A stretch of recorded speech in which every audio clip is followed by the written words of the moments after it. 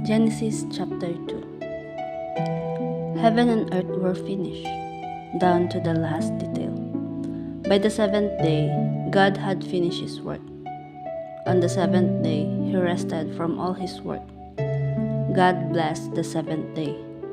He made it a holy day, because on that day, he rested from his work, all the creating God had done. This is the story of how it all started, of heaven and earth when they were created.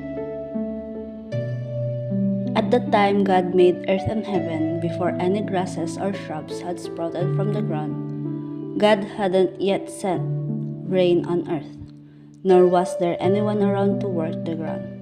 The whole earth was watered by underground springs.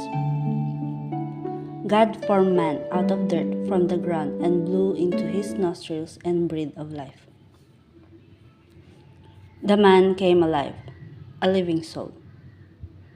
Then God planted a garden in Eden, in the east.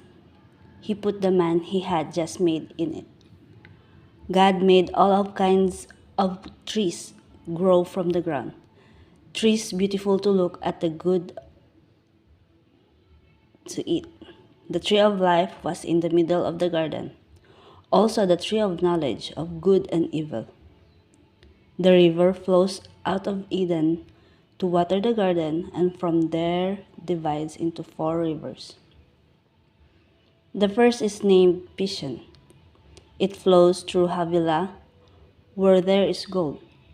The gold of his land is good. The land is also known for the sweet-scented resin and onyx stone. The second river is named Gihon. It flows through the land of Cush. The third river is named Hiddekel and flows east of Assyria. The fourth river is the Euphrates. God took the man and set him down in the Garden of Eden to work the ground and keep it in order.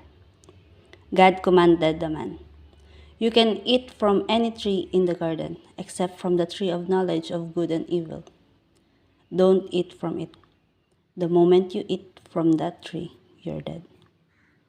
God said, "It's not good for the man to be alone.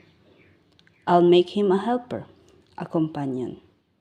So God formed from the dirt of the ground all the animals of the field and all the birds of the air. He brought them to the man to see what he would name them. Whatever the man called each living creature, that was its name. The man named the cattle, named the birds of the air, named the wild animals, but he didn't find a suitable companion. God put the man into a deep sleep.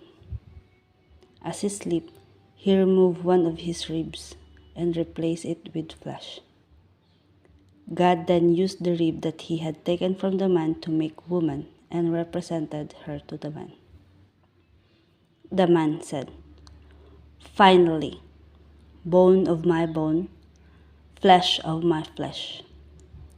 Name her woman, for she was made from man."